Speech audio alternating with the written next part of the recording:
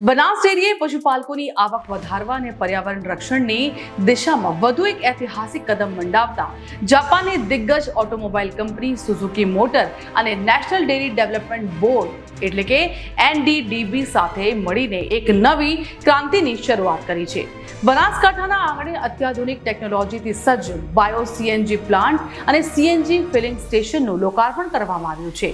જે વેસ્ટમાંથી વેલ્થ એટલે કે કચરામાંથી કમાણીના મંત્રને સાર્થક કરે છે। આ પ્રોજેક્ટ અંતર્ગત ગામડાઓમાં ડેરીના પશુપાલકો પાસેથી એકત્રિત કરવામાં આવતા પશુઓના છાણ અને જૈવિક કચરામાંથી ગુણવત્તાયુક્ત ક્લીન ગ્રીન એનર્જી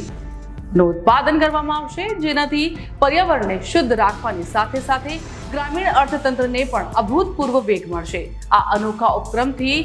માત્ર બનાસ ડેરી જ નહીં પરંતુ સમગ્ર ગુજરાતના પશુપાલકો માટે કમાણીના નવા દ્વાર ખુલ્યા છે, કારણ કે હવે તેઓ દૂધની સાથે સાથે પશુમળ એટલે કે છાણ વેચીને પણ